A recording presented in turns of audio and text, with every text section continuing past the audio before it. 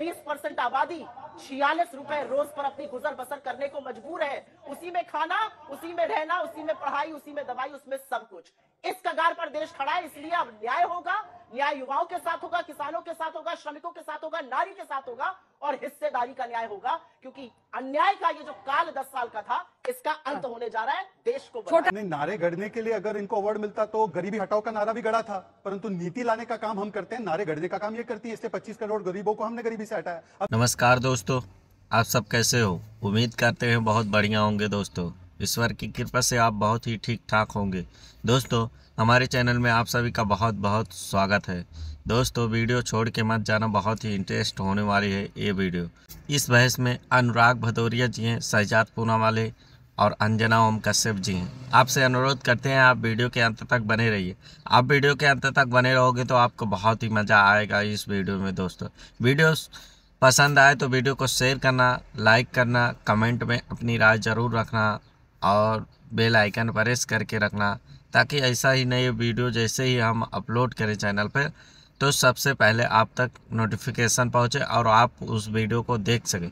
चलिए देर न करते हुए मेन वीडियो की तरफ चलते हैं। दोस्तों, सबसे पहले तो लोकतंत्र का ये जो सबसे पावन पर्व है उसके शुभ मुहूर्त का हम स्वागत करते हैं। और देखिए, हम इसलिए स्वागत करते हैं, हम इस एग्जाम के लिए इसलिए तैयार है क्योंकि हमने मिशन और विजन के साथ एनडीए के लिए काम किया है, भारत के लिए काम किया है। भारत की अर्थव्यवस्था को 10वें से 30वें स्थान पर ले जाना हो, 20 करोड़ लोगों तक अन्य सुविधाएं पहुंचाना हो, 3.5 करोड़ लोगों तक घर पहुंचाना हो, 12 करोड़ लोगों तक नल से जल पहुंचाना हो, 25 करोड़ लोगों को गरीबी से निकालना हो, तो ये मिशन और विजन है। और दूसरी तरफ आप देखिए क्या है, कंफ्यूजन है। अब बंगाल में देख लीजिए, 42 की 42 सीटें तृणमूल कांग्रेस अलग लड़ रही है। फिर उसके बाद देखिए कि राहुल गांधी की यात्रा जिस प्रकार से उत्तर प्रदेश में आई तो आरएलडी निकल गई, बिहार से संयोजक निकल गए, महाराष्ट्र में जिस प्रकार से संजय निरुपम और संजय राउत का झगड़ा चल रहा है, केरल में तो कह दिया है कि आप वायनाड से निकलो। और इनकी तैयारी है नहीं, इसलिए अमेठी में भी जाने से घबरा रहे हैं। हालांकि वहां पर सीट शेयरिंग का फॉर्मूला ऑलरेडी तय है इनका। परंतु देखिए, मैं आपको बताता हूं, 7 फेज का चुनाव है, 3 फेज का मेल्टडाउन होगा। ये 3 फेज मेल्टडाउन होगा। पहला मेल्टडाउन होगा ओपिनियन पोल पर, दूसरा मेल्टडाउन होगा ईवीएम पर, और तीसरा मेल्टडाउन जाकर जब नतीजे आ जाएंगे तब ये जनता पर होगा। देखिए, अब सुप्रीम कोर्ट की कुछ बातें इनको स्वीकार्य है, और जब कल ही सुप्रीम कोर्ट ने ईवीएम पर विस्तृत फैसला सुनाया कि बार बार इस प्रकार से ईवीएम के ऊपर सवाल खड़े नहीं किए जा सकते, तब भी ये मानने को तैयार नहीं है। जब ईवीएम का फैसला इनके पक्ष में आता है, चाहे मैनपुरी का बाईपोल हो, चाहे पंजाब का कोई नतीजा आम आदमी पार्टी के फेवर में हो, चाहे तेलंगाना का नतीजा कांग्रेस पार्टी के फेवर में हो, तब तो वो ईवीएम का नतीजा ठीक होता है। और जब वो ईवीएम का नतीजा केंद्र के चुनाव के लिए उनके फेवर में नहीं आता तो उसके खिलाफ हो जाते हैं। तो ईवीएम बहाना है, राहुल गांधी को हार से बचाना है, इसलिए अमेठी तक नहीं जाना है और केवल इस प्रकार का राग अलापना है। 4 जून को किसकी सरकार बन रही है? सुप्रिया श्रीनेत जी। और वो कह रहे हैं राहुल गांधी को चुनावी हार से बचाने के लिए अभी से ही ईवीएम के जरिए प्रहार किया जा रहा है। दोनों पर आपका जवाब।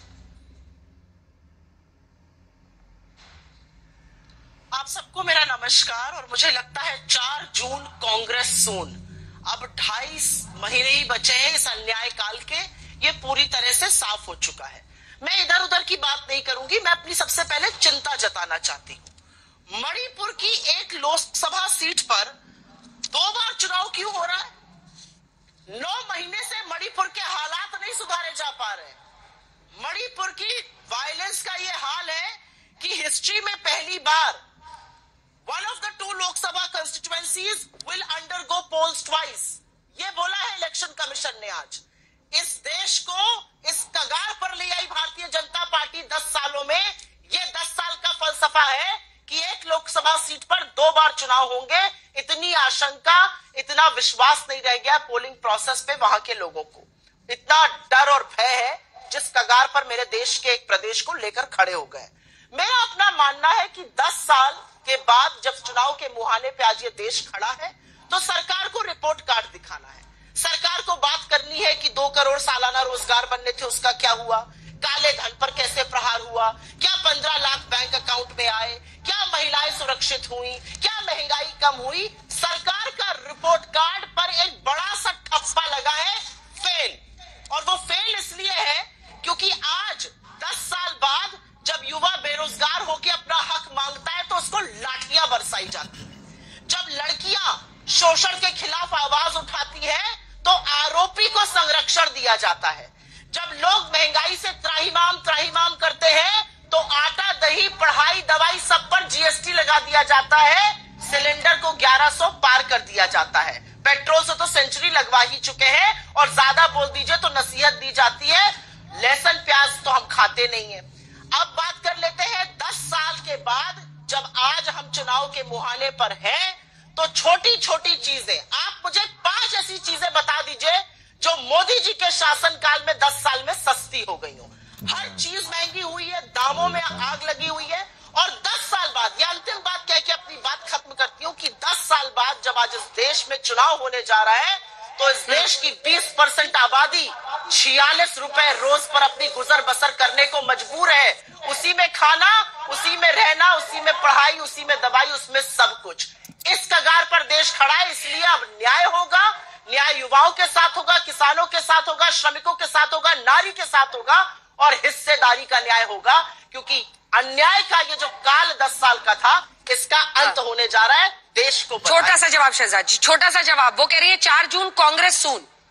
छोटा सा जवाब। नहीं, नारे गढ़ने के लिए अगर इनको अवार्ड मिलता तो गरीबी हटाओ का नारा भी गढ़ा था, परंतु नीति लाने का काम हम करते हैं, नारे गढ़ने का काम ये करती है। इसलिए 25 करोड़ गरीबों को हमने गरीबी से हटाया। अब देखिए, मुझे लगा 3 फेज थे मेल्टडाउन के, चौथा फेज भी आ गया। इन्होंने तो इलेक्शन कमीशन को ही घेर लिया। भाई, चुनाव कैसे करवाना है ये मणिपुर में हम नहीं तय करते, ये चुनाव आयोग तय करता है। पर संवैधानिक संस्थाओं के प्रति कंडीशनल कमिटमेंट है इनका। जब संवैधानिक संस्था इनके हिसाब से काम करे तब ठीक है। अब बढ़ते आगे, इन्होंने महंगाई की बात की। देखिए अंजना जी, जिनके शासन काल में 10% से ऊपर का एवरेज इन्फ्लेशन रेट रहा हो, आज तो इन्होंने 5 आइटम गिनाने के लिए कहा। होलसेल प्राइस इंडेक्स नेगेटिव में है, कंज्यूमर प्राइस इंडेक्स 5.5 से लगातार औसतन नीचे रहा है। मैं आपसे पूछना चाहता हूं, हालांकि अगर आप कहते हैं महंगाई इतनी ज्यादा है, तो हिमाचल में आपने 6 रुपए डीजल के क्यों बढ़ा दिए? और रोजगार पर अंजना जी 30 सेकंड में उस पर मेहरबानी कर दीजिए, मैं इस पर जवाब देना ही चाहता हूं। आज मैं सुप्रिया जी को पूरा जवाब दूंगा। इन्होंने कहा 2 करोड़ रोजगार का जवाब दीजिए। सुप्रिया जी, 16 करोड़ जो है ईपीएफओ डेटा से ऐड हुआ है, जिसमें ज्यादातर 18 to 25 के एज ग्रुप में। जाकर चेक कर लीजिए, उसमें हम लोग भरते हैं पैसा, तो ये ऐसा वैसा आंकड़ा नहीं हो सकता। 3.1% अनएम्प्लॉयमेंट रेट एनएसओ का डेटा है। आपके चहीते सीएमआई का भी डेटा उठा ले तो 20% अनएम्प्लॉयमेंट। आप बीच में मत बोलिए। राजस्थान में जहां पर आपकी सरकार डिलीट हो गई और 2% अनएम्प्लॉयमेंट रेट मध्य प्रदेश में था, जहां पर हमारी सरकार रिपीट हो गई। पर फिर भी मैं कहता हूं उसको छोड़ दीजिए। धरातल पर देखिए, जो आप 11 किलोमीटर प्रतिदिन बनाती थी हाईवे, आज 37 किलोमीटर बन रहा है। तो कौन काम कर रहा है? रोम के लोग आ रहे हैं क्या? जो 5 मेट्रो थे आज 27 मेट्रो आ गए हैं। तो कौन बना रहा है? 70 एयरपोर्ट बने, कौन बना रहा है? पर मैं आपसे पूछना चाहता हूं, एक स्टेटमेंट प्रियंका वाड्रा का है कि 1 लाख सरकारी जॉब्स हम एक कैबिनेट की मीटिंग में दे देंगे हिमाचल में। आगे का मैं कोई सवाल इनसे नहीं पूछूंगा। सुक्खू जी सरकार बनाते हैं तो कहते हैं 1 लाख सरकारी जॉब नहीं दे सकते। अगर आप चाहें अंजना जी, मैं वीडियो चला सकता हूं, पर आपने क्योंकि वीडियो देखा है इसलिए मैं आपके सामने पटल पर रख रहा हूं और इनसे पूछो 1 लाख सरकारी जॉब्स कहां है? ठीक है सुप्रिया जी, छोटा सा अब शहजाद जी हो गए। बिजली के दाम एक जवाब सुप्रिया जी। मैं उतना ही छोटा जवाब दूंगी जितना छोटा आपके आग्रह पर सामने से आया। आज इलेक्शन कमीशन ने आईना दिखा दिया सरकार को। Election commissioner, chief election commissioner Rajiv Kumar ji ने कहा कि सोशल मीडिया पर झूठ और अफवाहें न फैलाई जाए। कौन फैलाता है सोशल मीडिया पर झूठ और अफवाह? किसकी सोशल मीडिया टीम एक्चुअली एक फेक न्यूज फैक्ट्री है? ये आप 4 साल के बच्चे से अगर अपनी सोसाइटी में पूछ लीजिएगा तो तपाक से जवाब आएगा, भारतीय जनता पार्टी। असलियत यह है कि दूसरों की तरफ उंगली उठाते उठाते अपने कुनबे में हो रहे सिर्फ फुटअव्वल को भूल गए। चाहे वो महाराष्ट्र हो, चाहे वो बिहार हो, चाहे वो चाचा भतीजे की लड़ाई में पड़ना हो, वो सब बातें छोड़ दीजिए। मैंने 5 चीजें सस्ती पूछी थी, इधर उधर की जवाब न दिए जाए। 5 चीजें तो सस्ती हुई है वो बताई जाए। लेकिन आपके जो युवा है, आपके जो लोग हैं, वो शो देखते हैं, वो जानते हैं आटा हो, खाने का तेल हो, पेट्रोल डीजल, ये सब तो महंगा हुआ ही है। आज एक जो बाइक 45,000 की आती थी वो 90,000 की है। एक स्कूटी 60,000 का आता था, 1,20,000 का है। 9,000 का फ्रिज 18,000 का है। 3 लाख की कार 6 लाख की है। और असलियत यह है कि लाइफ टाइम मोबाइल रिचार्ज कराने वालों ने हर 28 दिन पर 200 रुपए की महंगाई ठोक दी है लोगों पर। तो मेरा अपना मानना है कि पिछले 10 सालों के इस अन्याय काल में, जिसमें गरीब की, जिसमें मजदूर की, किसान की, युवा की, महिला की नहीं सुनी गई, उस सरकार का अंत होना तय है। और अंत की, लेकिन ईवीएम पर राजीव कुमार किसको आईना दिखा रहे थे? आपकी आतंकी पुलिस की डर से। अंजना जी जितना प्यार से आपने उनको टाइम दिया था, उतनी प्यारा मोहब्बत मुझे भी दिखा दीजिए। अरे प्यार मोहब्बत का मीटर लेके थोड़ी बैठते हैं यहाँ पे सुप्रिया जी। एक काउंटर क्वेश्चन है, आपने जो कहा वो वैलिड है कि सोशल मीडिया पर कोई भी अफवाहें ना फैलाए, लेकिन प्रश्न अगला ये उठता है कि आज ईवीएम भी एक बड़ा मुद्दा है ना। देश की जनता में अगर अविश्वास आ जाए ईवीएम को लेकर तो उसको भी सही तरीके से एड्रेस करना जरूरी है। ईवीएम पर राजीव कुमार मुख्य चुनाव आयुक्त किसको आईना दिखा रहे थे, ये मेरा पहले भी प्रश्न था, आपने जवाब ही नहीं दिया। मैं जवाब दूंगी। अब देखिए अंजना जी, आप भले मोहब्बत का मीटर ना गिनिए, हम तो मोहब्बत वाले, हम तो गिनेंगे मीटर। अगर आप हम पर थोड़ी सी कम मोहब्बत दिखाइए तो हम इंतजार करेंगे आपसे कि हमें भी थोड़ी मोहब्बत, हमें भी थोड़ा प्यार दिखाइए। मैं तो सिर्फ ये कहूंगी, मुझे लगता है हम मोहब्बत का आपसे अगर फरमान मांगते हैं तो क्या गलत करते हैं, थोड़ी मोहब्बत आज हमें भी दिखाइए। तो दोस्तों, हमें उम्मीद है कि आप वीडियो के अंत तक बने रहे होंगे। अगर बने रहे होंगे तो आपको बहुत बहुत धन्यवाद दोस्तों।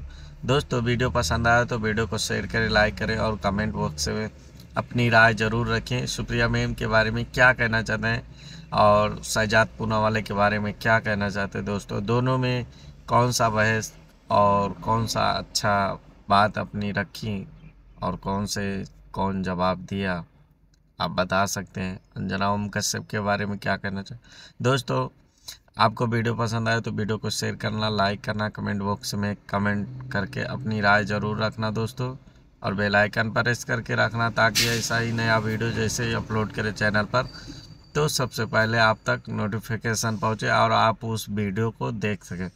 चलिए मिलते हैं किसी और नई वीडियो में, तब तक के लिए जय हिंद, जय भारत, जय श्री राम, राधे राधे।